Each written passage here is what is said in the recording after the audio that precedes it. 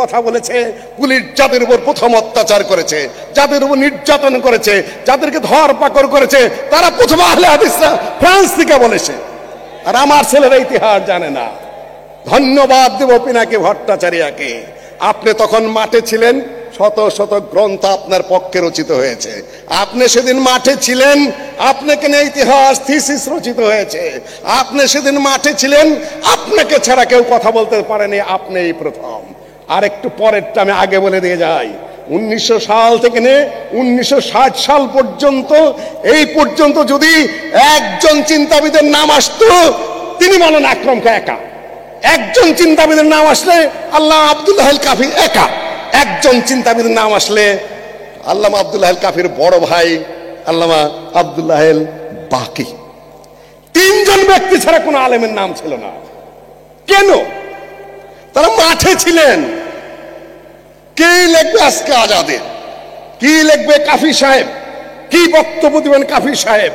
বাকি সাহেব কোথায় সম্মেলন করছেন? সারা জাতি এই তিন ব্যক্তিত্বের দিকে তাকিয়ে থাকতো। এখন আপনি কোথায়? আমি কোথায়? কাকে নিয়ে কি করছেন? সম্মানিত উপস্থিতি, সেই যুগটা পাড়ি দিয়ে ওহাবি ধর পাকর মায়ের ধর দেশান্তরিত হওয়ার পরে 1900 সাল পৌঁছে গেল। সেই সময় আল্লামা আব্দুল্লাহ আল কাফি সাহেবের জন্ম। প্রক্রিয়া ধারাবাহিকতা নিয়ে আসতে হবে আপনাকে। আমাদের একটা বিশাল সম্পদ আছে, আমি পরে ভুলে যাব। মদিনা থেকে, জামিয়াতুল ইমাম থেকে পাশ করা ছাত্র যারা আছে, উম্মুল কোরা থেকে পাশ করা যারা আছে, সৌদি আরবের আরো বিভিন্ন ইউনিভার্সিটি পাশ করা ছাত্র যারা আছে, তারা আমাদের জাতীয় সম্পদ।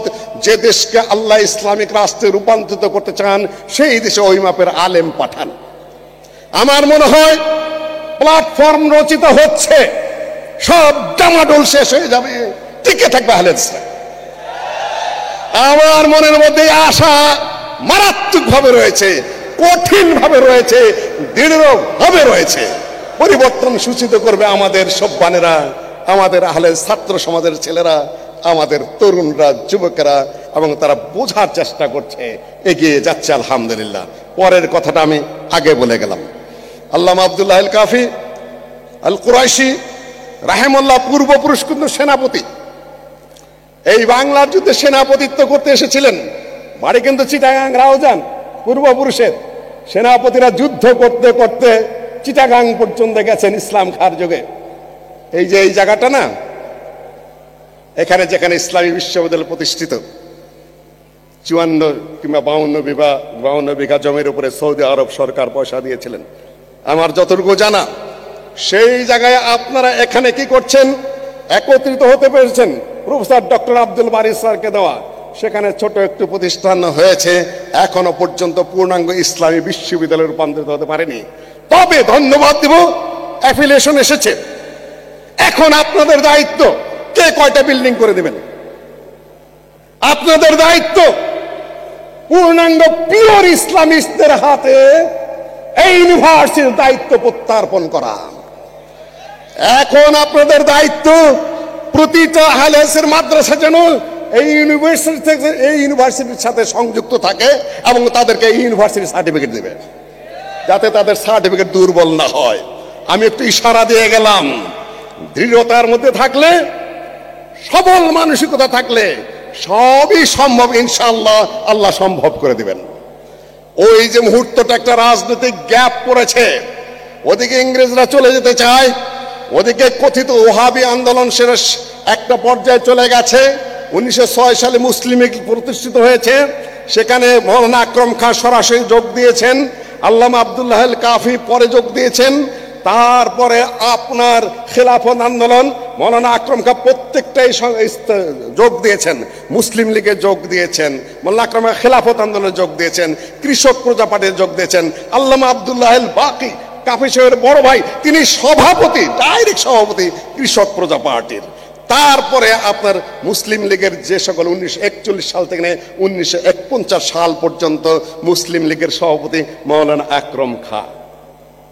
এটা এই জন্য বললাম যে যুগের প্রেক্ষাপটে মনীষীদের জন্ম হয়েছে। আল্লামা আব্দুল্লাহ আল কাফি শুধু একদিকে কাজ করেননি, আকীদার দিকে লিখেছেন, ওই এক কাজ করেছেন, আমলের দিকে লিখেছেন, ফতোয়া লিখেছেন, ইতিহাস লিখেছেন, তারপরে সমাজনীতির উপর কাজ করেছেন। কোন দিকে তার লেখনী নাই? প্রত্যেকটা বিষয়ের উপরে 2টি 3টি করে পিএইচডি ডিগ্রি হতে পারে। আপনারা ধীরে স্থিরভাবে শুনে নিন, একটা বই আপনারা পড়েন নাই, কাজে এই মুহূর্তে আমি হতাশ। কেন ইসলামিক ফাউন্ডেশনের একটা কর্মচারী হওয়ার মধ্যে ওই পর্যন্ত আমাদের ব্রেন উঠেছে, রাষ্ট্রের উচ্চ স্তরে পৌঁছার মতো ব্রেন আমাদের এখনো হয়নি, কারণ আমাদের ছেলেরা মেয়েরা অন্য পার্টি করে। ফিরিয়ে আনতে হবে সব। আজকে বই লিখেছেন নাকি আল্লামা আব্দুল হাল কাফি। জামাত ইসলামী আর আহলে হাদিসের মধ্যে পার্থক্য কি? আমি জামাতের বিরুদ্ধে কোনো প্রকাশ্য কোন ধরনের বিদ্রোহ ঘোষণা করছি না, কোনো আন্দোলন করছি না, কোনো কটাক্ষও করছি না। আজকে যখন রাজনীতির সামান্য গন্ধ পায় আমাকে ফোন করে বলে যে ভাই আপনি যদি আবার রাজনৈতিক দল দাঁড় করান তাহলে আমাদের কি হবে? ফিল তো একই। আমি বলে অত দুশ্চিন্তার দরকার নাই তোমাদের, প্রয়োজন এবং সময় বলে দিবে আমরা কি সিদ্ধান্ত নেব। আপনি এখনই মাথা নত করে বসে আছেন ডামাডোল দেখেই। No never. আপনি আপনার অবস্থায় ঠিক থাকেন, আপনার কাছে আসতে হবে। মাথাটা ঠিক রাখেন, ধীর স্থির থাকেন, শক্তিশালী অবস্থানে থাকেন, আল্লামা আব্দুল হাল কাফির মতো, আকরম খাওয়ার মতো। আকীদা নিয়ে যেগুলো আলোচনা করেছেন বইগুলো রয়েছে। পিএইচডি হচ্ছে মদিনা ইউনিভার্সিটিতে, ঢাকা ইউনিভার্সিটিতে হয়েছে, এমফিল হয়েছে, রাজশাহী বিশ্ববিদ্যালয় হচ্ছে, কিন্তু সেগুলোকে প্র্যাকটিক্যাল ফিল্ডে নিয়ে আসতে হবে।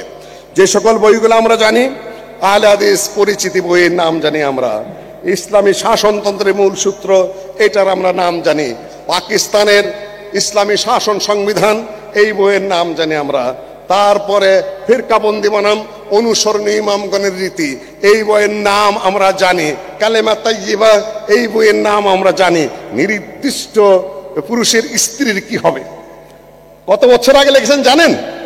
এই যে আয়না ঘরে বন্দি না, তাদের যে স্ত্রীরা কি হবে তাদের ফতোয়া। তারা যদি অন্যত্র বিয়ে করে বসেন, অন্যত্র বিয়ে করেছেন, স্বামী কোথায় জানেন না, স্বামীর অনুমতি নেই, জানেন না কিছু, স্বামী জেলখানাতে বেরিয়ে আসলো, এখন এই স্ত্রী কার হবে? ফতোয়া নিয়ে নানান কথা আছে।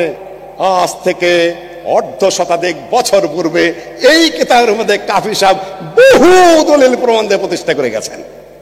আপনার ফতোয়া খুঁজে পাচ্ছেন না, কত অগ্রসর। আপনাদের এগুলা মনে রাখতে হবে। আরবিতে বই লিখেছেন কয়েকটা, উর্দুতে বই লিখেছেন কয়েকটা, ফার্সিতে বই লিখেছেন, ইংরেজিতে বই লিখেছেন, বাংলায় তো লিখেছেনই। এই বঙ্গভূমিতে, এই উপমহাদেশে এমন কোন বাপের বেটা আছে যে 5 ভাষায় বিশুদ্ধভাবে গ্রন্থ রচনা করতে পারে?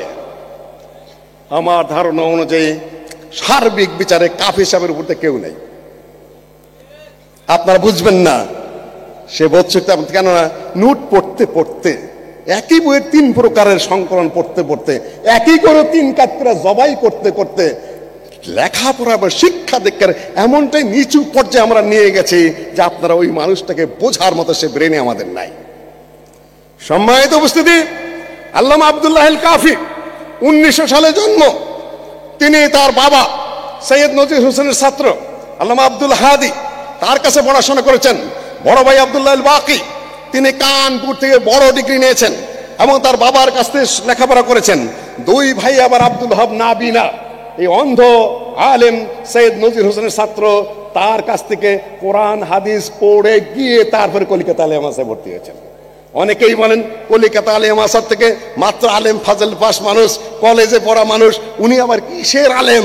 আরে বোকা, বাবার কাছে যিনি সৈয়দ নজির হোসেনের ছাত্র, আব্দুল হাব নাবিনা অন্ধ যিনি সৈয়দ নজির হোসেনের ছাত্র, 2 জন সৈয়দ নজির হোসেনের ছাত্রের কাছে কোরআন হাদিস পড়ার পরে তার কার কাছ থেকে আবার পড়তে হবে? এটা নিয়ে তাকে কটাক্ষ করা, আক্রমণ করা হয়। তোমরা বোঝোই নাই উনি কোন চিজ। যে পরিমাণ রেফারেন্স তিনি ব্যবহার করেছেন, যে যুগের বই পুস্তক তিনি ব্যবহার করেছেন, আর যেভাবে বাংলা ভাষায় স্থানান্তরিত করেছেন বিষয়গুলো, কার সাধ্য ছিল তার যুগে? মাত্র 2 জন ছাড়া। একজন হলেন আল্লামা আব্দুল্লাহ আল কাফি, আরেকজন হলেন মৌলানা আকরম খা, মাত্র ফাজল পাস মানুষ। পরবর্তীতে মৌলানা আব্দুর রহিম সাহেব ভাষা খুঁজে পেয়েছেন, প্রথম দিনে ভাষা দিয়েছেন, কিভাবে আরবি বিষয়গুলাকে, ফিককে, উসুলকে, আকীদাকে, ইসলামিক রাজনৈতিক পরিভাষাকে, শাসন সাংবিধানিক রীতিনীতিগুলাকে বাংলা ভাষায় কোন শব্দে কোন বাক্যে স্থানান্তরিত করতে হবে, এই পথ দেখিয়েছেন কে? আল্লামা আব্দুল্লাহ আল কাফি এবং মাওলানা আকরম খাঁ। এখন তো আপনারা মাঠে কিছুই দেখেন না, তাই না? অমুকের বই পড়েন, তমুকের বই পড়েন, অমুকের নোট পড়েন, এইটা কিন্তু আপনার পড়তে হবে, এই সিরিজ আপনার ধরতে হবে, এইভাবে ব্রেন তৈরি করতে হবে। আধায় কলে গাধায় বোঝে। আমি আর বেশি কিছু বলতে চাই না, এই দাসত্ব থেকে আপনাদের ছুটে আসতে হবে।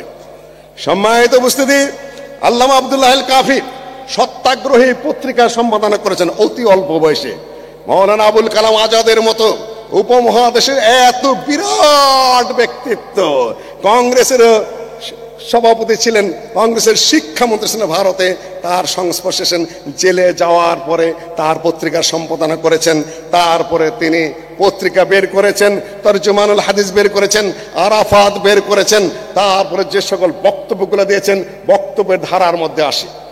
বক্তব্য এবং লিখনের ধারা কয়েকটা ভাগে ভাগ করা যেতে পারে।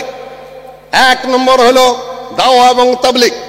দাওয়া এবং তাবলীগের ধারা এখানে বেঁচে আছে, যেটা আমার প্রফেসর ভাই বক্তব্য দিয়ে গেছেন, ওই একটা লাইনের উপর কিছু কথা বলেছেন।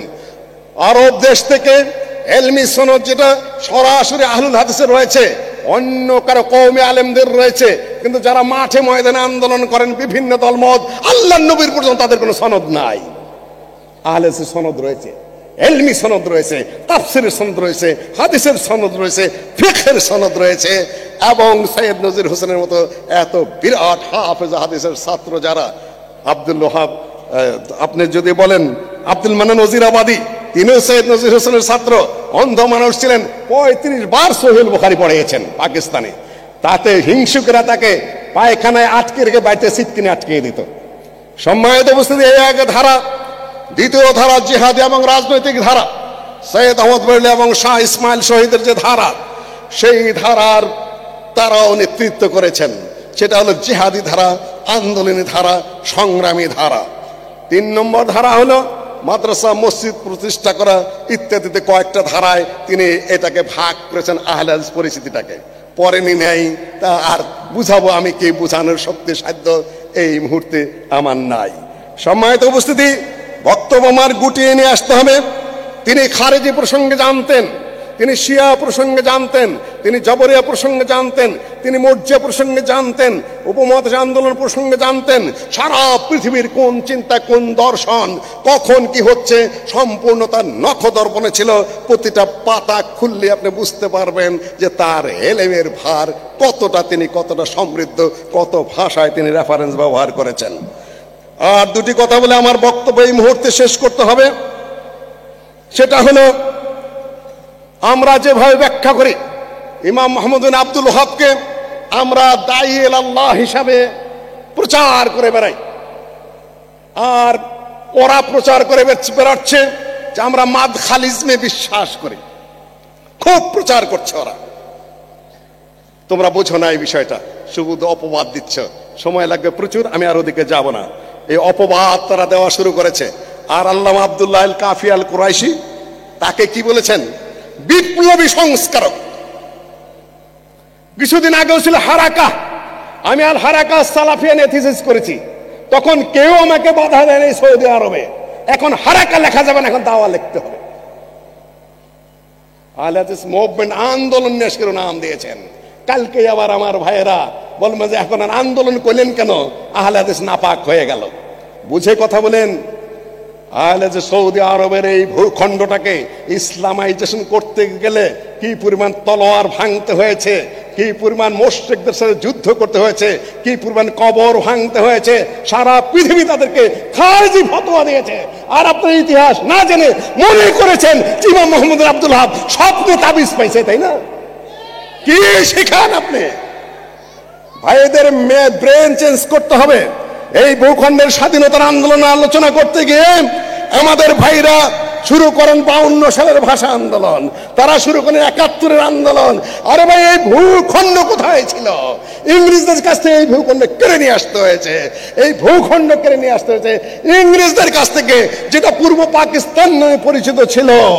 The northwestern and eastern zones of India, in which Muslims are numerically in a majority, should be grouped to constituent independent states, in which the constitute shall be autonomous and sovereign. ভারতের উত্তর পশ্চিম এবং উত্তর পূর্ব যেখানে মুসলিম সংখ্যাগরিষ্ঠ, সেগুলো নিয়ে স্বাধীন ভূখণ্ড প্রতিষ্ঠিত করতে হবে। মৌলানা আকরম খান নেতা ছিলেন, শেখ সাহেব তার একজন ছোকরা ভলান্টিয়ার ছিলেন, সরদি তার ছাত্র। আকরম খানকে এড়িয়ে গেছেন আমাদের সংগ্রামী ইতিহাসী ভাইরা, তাদের ইতিহাসের মধ্যে আকরম খান নাম নাই। 10 বছরের সভাপতি, 41 থেকে 50 সাল পর্যন্ত তাদের বই পুস্তক তার নাম নাই। কাফি সাহেবকে খালি বলছেন যে উনি জর্দা খাইতেন। আরে পাপির পাপি, জ্ঞান পাপি কাফি সাহেবের খালি কবে একবার জর্দা খাইছে তুমি তোমার ইতিহাসের মধ্যে ওইটুকুই খুঁজে পেলে? কত বড় প্রতারক! সেই প্রতারকদের পিছে পড়েছে আমাদের ছেলেরা, আমাদের মেয়েরা। ধোঁকাবাজ, কোন ধরনের কথা নেই। যদি উল্টাইতে চাও সামনে আসো, অক্ষর অক্ষর ধরিয়ে দেব। কোথায় কি লিখেছ, কোথায় ইতিহাস লুকিয়েছ, কোথায় আক্রমণ করেছ, কোথায় ফাও ক্রেডিট নেওয়ার চেষ্টা করছো, এগুলা চলবে না, টিকবে না। অতীত সামনে টিকবে না, সব্বান দাঁড়িয়ে যাচ্ছে লেখাপড়া করে। সম্মানিত উপস্থিতি, কাজেই ইমাম মোহাম্মদ আব্দুল হককে নতুন করে ভাবতে হবে। ভয়ের চোটে তুমি এখন আন্দোলনকে দাওয়া বানিয়ে দিতেছ, মুভমেন্টকে তুমি এখন প্রিচিং বানিয়ে দিচ্ছ আমেরিকার ভয়ে। কয়দিনের ঠেলাই গোটা ইউনিভার্সিটির শেপ চেঞ্জ। এই জন্য আল্লামা আব্দুল হক কাফি সাহেব ওদিকে যাই নাই। এত বড় মাথা, এত বড় সংগ্রামী, এত বড় বিপ্লবী মানুষ, তিনি বই লিখেছেন বিপ্লবী সংস্কারক মোহাম্মদ বিন আব্দুল হক। এটা এত ভয়, এতই আতঙ্ক, আর তোমাকে ডাকা হবে? No, never. যা ইতিহাস সাহসী মানুষের পক্ষে রচিত হয়, দুর্বল মানুষের পক্ষে কোনোদিন ইতিহাস রচিত হয় নাই। ওহাবী আন্দোলন কথিত আহলেসের পক্ষে রচিত হয়েছে। রাজনৈতিক আন্দোলনের ইতিহাস আহলেসের পক্ষে রচিত হয়েছে। এলেমের ইতিহাস সিহাসেত্তর হাফেজ, কুতুবে সিত্তর হাফেজ আল্লামা আহমদুল্লাহ রহমানী অন্ধ অবস্থায় 6 কিতাব পড়িয়েছেন। হাদিসের হাফেজ যত পাবেন আহলেসের মধ্যে পাবেন, এখনো পাবেন। এখনো যদি এলমি প্রতিযোগিতা হয়, মাদানী আলেম কয়েক শত এক সাইডে দাঁড়িয়ে যাবে, পিছনের কিছুই নাই। সম্মানিত উপস্থিতি, আল্লামা আব্দুল হক কাফির মৃত্যুর প্রসঙ্গে 2 মিনিট বলে আমি আমার বক্তব্য শেষ করছি। যখন পাকিস্তান প্রতিষ্ঠিত হয়ে গেছে, 2 মিনিট দিতে হবে আমাকে, বসো একটু, 2 মিনিট দাও। এখন একটা পরিবর্তিত পরিস্থিতি সৃষ্টি হয়েছে। এখন আহলেসের কর্তব্য কি, কে নির্ধারণ করে দিবে? কি বক্তব্য? আমাদের ছেলেরা মাঠে গেছে, আমার বউ, পোলাপান, সন্তান আদি সব মাঠে। জাহাঙ্গীরনগর বিশ্ববিদ্যালয়ের হলে হলে তালা ভাঙতেছে আমার সন্তান, কিন্তু আমার সাইনবোর্ড কোথায়? ওরা বলছে আমরা লাঠি ধরছিলাম, আমাদের ছিল, আমরা ছিলাম, মাঠে ছিলাম, ওনারা ছিল, আমরা ছিলাম, আমাদের কোথায়? নাই। না থাকাটাও যে খুব বেশি কিছু হয়ে গেছে তা নয়, কেন সামনে কি হবে ওটা কিছু কিছু আশ করা যায়। সামনে যে লাউ সেই কদু, একদল খাইছে আরেক দল খাবে, এই কথা আমি বলবো না, আক্রমণ করব না, কিন্তু ঘুরে ফিরে যে সেকুলার সেই সেকুলারই, ইসলাম নয়। যে জন্য এই ভূখণ্ড স্বাধীন হয়েছে সেটার কোনো সম্ভাবনা আপাতত নাই। যারা বসে আছেন তো হয়ে কি করে উপদেষ্টা হয়ে একজন হুজুর নিয়েছেন, আলহামদুলিল্লাহ ভালো মানুষ, শিক্ষিত মানুষ নিয়েছেন, ওই পথেই আছে। সুন্দরী ললনা কয়েকটা নিয়েছেন, আর 100 জন নাকি নিবেন অতিরিক্ত। ওটা পার্লামেন্ট হবে না, ওটা বিউটি পার্লার হবে। কিসের পার্লামেন্ট হবে? এখানে আমি আর কথা বাড়াচ্ছি না, কিছুই না, ওটা একটা পথ পরিবর্তন হয়েছে মাত্র। এখানে তৃপ্তির ঠেকুর তোলার কিছু নেই, তবে আমরা কথা বলতে পারছি, একটা স্বাধিকার পাচ্ছি। এই সুযোগটা কাজে লাগিয়ে আমাদেরকে সামনের দিকে অগ্রসর হতে হবে। 2 নম্বর পয়েন্ট, পাকিস্তান হয়ে গেছে, সংগ্রাম আহলেস নেতৃত্ব দিয়েছে। ব্রিটিশ তাড়িয়ে যুদ্ধের মাধ্যমে বিতাড়িত করে রাজনৈতিক পরিবেশ আহলে হাদিসের সৃষ্টি করতে হয়েছে। সেখানে পাকিস্তান কায়েম হয়েছে, ইসলামিক রাষ্ট্র প্রতিষ্ঠা হবে এই দাবি অনুযায়ী। তারপর দেখা যায় পার্লামেন্টে আবার সেই সেকুলাররাই, সেই কমিউনিস্ট, সেই ধর্মনিরপেক্ষতাবাদী, সেই সব কাফি সাহেব, তার ভাই মুসলিম লীগের সভাপতি, তারপরে আকরম খার পরে তা মুসলিম লীগের সভাপতি মৌলানা আকরম খা, কাফি সাহেব হত বিহব্বল হয়ে লিখছেন তার ভাষায়, পাকিস্তান গণপরিষদে কনস্টিটিউশন লেখা হচ্ছে, তার মধ্যে ইসলামের পক্ষে সুস্পষ্ট কোনো বিবৃতি নাই। এই পর্যন্ত সম্ভবত 93 পৃষ্ঠা যে পর্যন্ত লিখেছে আহলেস পরিচয়ের মধ্যে লিখছেন আর বলছেন, এই পর্যন্ত যখন আমি লিখছি তখন পাকিস্তান গণপরিষদের যে স্টেটমেন্ট সেটা এই পর্যন্ত আমার কাছে এসেছে, আমি এইটা বুঝতে পেরেছি মিশ্র নির্বাচন, তারপর যুক্ত নির্বাচন, গণপরিষদের সদস্যদের প্রতি তার রক্তক্ষরণ হচ্ছে, একটার পর একটা লিখে যাচ্ছেন, এই জন্য পাকিস্তান হলো। কি করছো তোমরা? আকরম খা পদত্যাগ করলেন পার্লামেন্ট থেকে, বাকি সাহেবের মৃত্যু হলো 52 সালে। দেশ যাচ্ছে একসাথে স্বাধীনতার ঢেকুর তুলছে, আর এনাদের বুকে রক্তক্ষরণ হচ্ছে। দেশ গেল কোন জায়গায়? হলোটা কি? আমরা কি করলাম আর এখন এরা কি করছে? এখন যা হয়েছে একটা পর্যায়ে গেছে, সামনে কি হবে? আমাদের বক্তব্য দেওয়ার মতো সেই চিন্তাবিদ নেই, সেই শিক্ষিত লোক নেই, সেই সাহসী লোক নেই। এইটা সারতে গিয়ে আরো ভুল করছেন 50টা 100 শতাধিক, তো কি সারবেন আমরা? আমাদের সেই পর্যায়ের লোক নেতৃত্ব নেই, তবে আসবে, আমি সেটা আশাবাদী। শেষ করছি আমার বক্তব্য দিয়ে, 47 থেকে নিয়ে 57 সাল পর্যন্ত 9 জন প্রধানমন্ত্রী হয়েছে পূর্ব পাকিস্তানের। কিসের ইসলামী শাসন কায়েম করবে? সেদিকে যাই না তারা। 1900 আইয়ুব খান একটা পলিসি আটলো যে কিছু প্রশ্ন দিয়ে হুজুরদেরকে আটকাবো, যাতে ইসলামী রাষ্ট্র এগুলো না করে। ব্যাংকের কি হবে, পররাষ্ট্রনীতির কি হবে, যুদ্ধনীতির কি হবে, সংখ্যালঘুদের কি হবে, হুজুরদেরকে তুমি আটকায়া তাদের মুখ যেন বন্ধ হয়ে যায়। রাগেব হাসান সাহেব উর্দু ভাষাভাষী মানুষ, লাহোরে এতেসাম পত্রিকায় তিনি আর্টিকেল লিখলেন, মে মাসের শেষের দিকে দাবিটা জানালো 48টা প্রশ্ন, 40টা প্রশ্ন। সারা বাংলায় এমন কোন লোক নেই, পাকিস্তানে কোনো লোক নেই যে এগুলোর উত্তর দিবে। রাগেব হাসান সাহেব দেখা করলেন আল্লামা আব্দুল হাল কাফি সাহেবের কাছে, ওস্তাদ কি করব এখন? আমি তো কলিজার ব্যথায়, দিল্লির ব্যথায় অস্থির। এই দেখো অপারেশন সাকসেসফুল হয় নাই, একাধিকবার অপারেশন করেছি। এক হাতে বুক টিপতেছেন আর একদিকে কথা বলতেছেন, রাগেব তুমিও লেখো, বলছো যখন আমি অসুস্থ শরীরে আমি লেখার চেষ্টা করছি। এই যে বসলেন 24 ঘন্টা লিখতেছেন। তখন আলাউদ্দিন রোড ছিল বংশালে, ওইখানে বসে পড়ে লিখতেছেন। জুন মাসের 2 তারিখ এসে গেল, লিখেই চলেছেন, জবাব দিয়ে চলেছেন, অত্যাধুনিক প্রশ্নের জবাব। সারা পৃথিবীর যত সমস্যা সেখানে রয়েছে আলেমদের আটকানোর জন্য আইয়ুব খান সহ অন্যরা দিয়ে রেখেছে।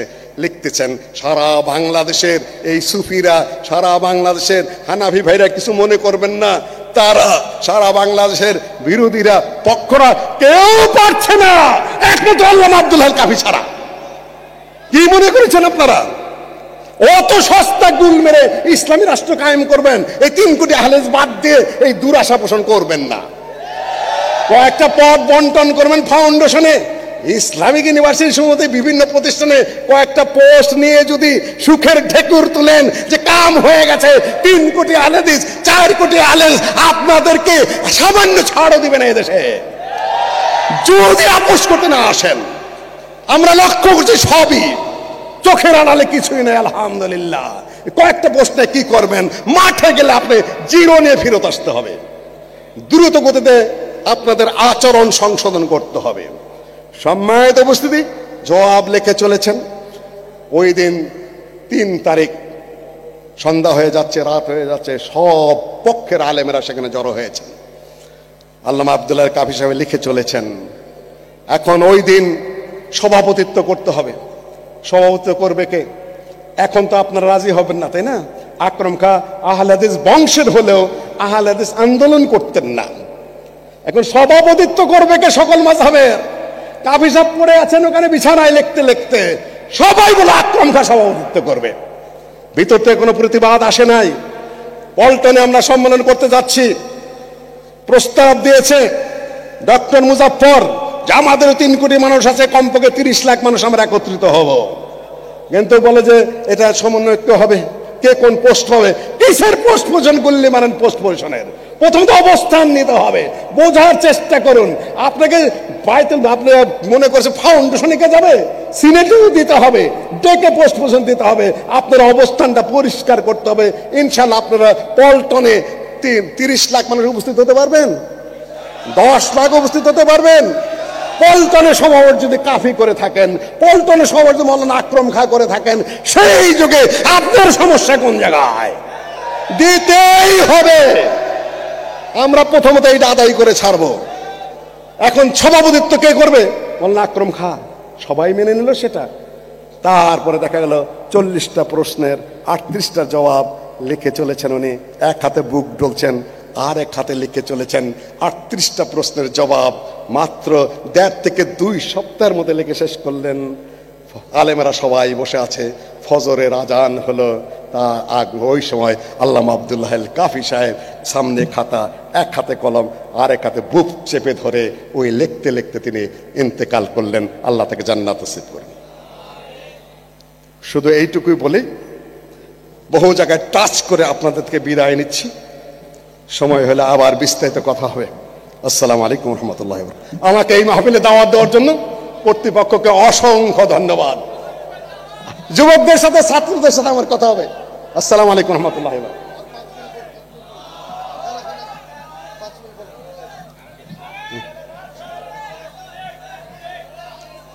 সম্মানিত সুধীমণ্ডলী, কাফি সাহেবকে তিনি মেরে ফেলেছেন, কিন্তু আমরা মনে করি না কাফি সাহেব মরে গেছেন। আমরা 5 মিনিট শুনতে চাই, কাফি সাহেব এখনো বেঁচে আছেন। আল্লামা আব্দুল্লাহ আল কাফি আল কুরাইশি রাহিমাহুল্লাহ তার চেতনা আবার বাস্তবায়ন করবে ইনশাআল্লাহ। আসসালামু আলাইকুম রহমতুল্লাহ। সম্মানিত উপস্থিতি, ওনারা, আমি এমনিতেই বোধহয় 5-6 মিনিট বেশি নিয়ে ফেলেছি। হ্যাঁ, আমি 5 মিনিট বেশি নিয়েছি। আরো 5 মিনিট ওনারা আমাকে দিয়েছেন। সেটা ডক্টর মুজাফফর খেয়াল করে দিয়েছে।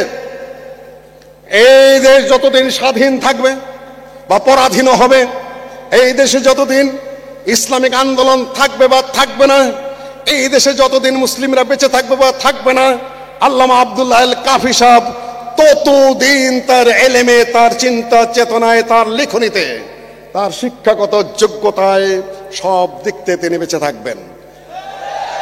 আমি মেরে ফেলেছি বলেছে, আমি এখন সমাপ্তিতে চলে গিয়েছিলাম, মৃত্যুর সন ঘোষণা করেছি। আল্লাহ তার রূহ নিয়ে গেছেন, কিন্তু আমি তাকে জাগানোর জন্যই বক্তব্য দিচ্ছি। যতদিন তাকে চিনতে পারবেন ততদিন এদেশ আপনাকে চিনবে।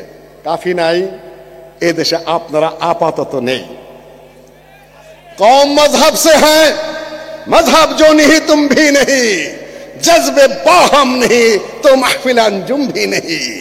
যদি এই আহলে হাদিসের কথা বলে, তিনি আহলে হাদিসকে মাযহাব বলেন নাই, তিনি আহলে হাদিসকে রাজনৈতিক দল বলেন নাই। তিনি বলেছেন আহলে হাদিসরা সকলের সাথে মিলে কাজ করবে।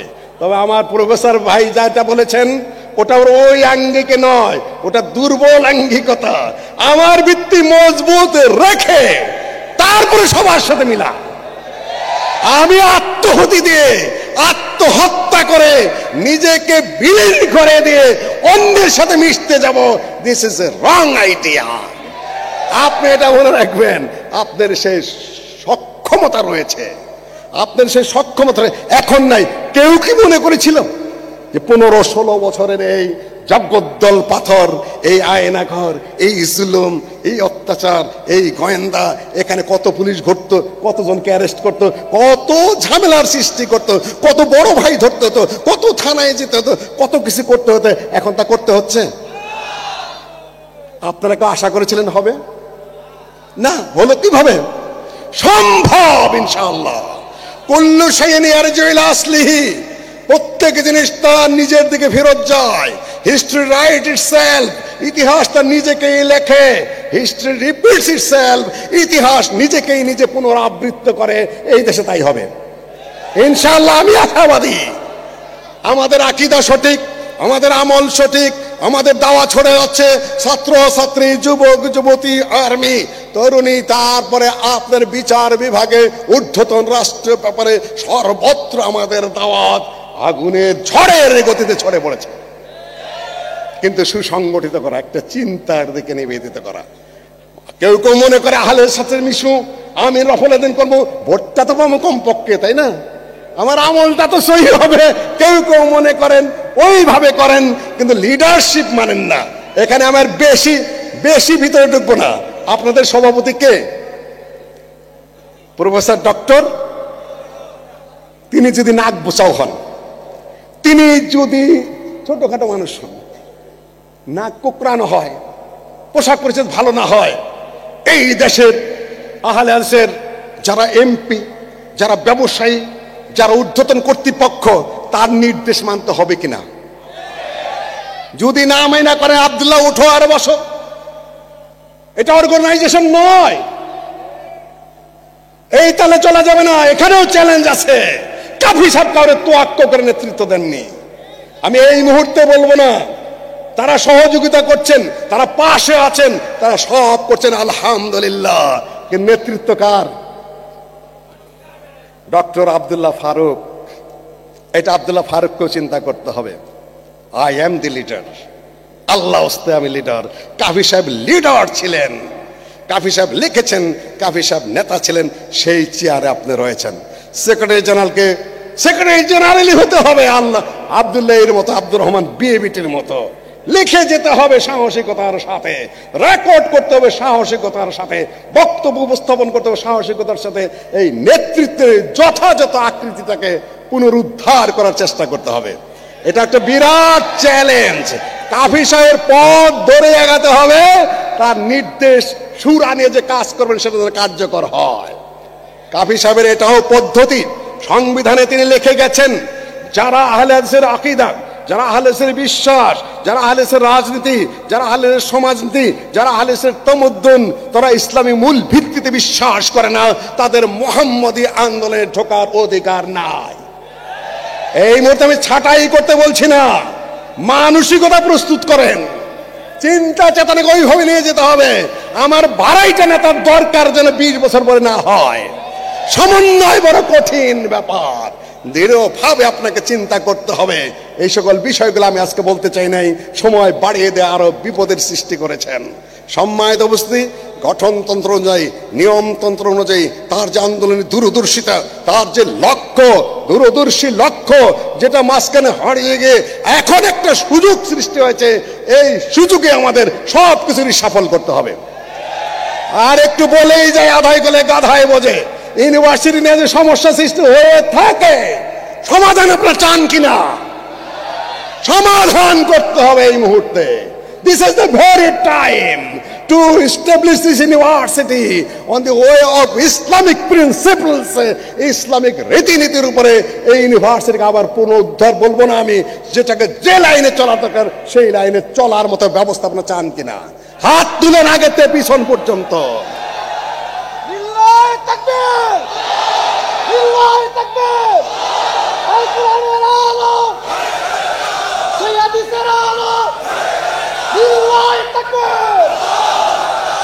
সময় দিয়েছেন, সুস্পষ্ট কথা বলে যাচ্ছি। কিছু কিছু খবর আমার কাছে সবই আছে। এটা ছিল Islamic university, international Islamic university science and technology হয়ে গেল চোখের পলকে। যারা অক্ষগ্রস্তের জমি তাদেরকে জবাব কি?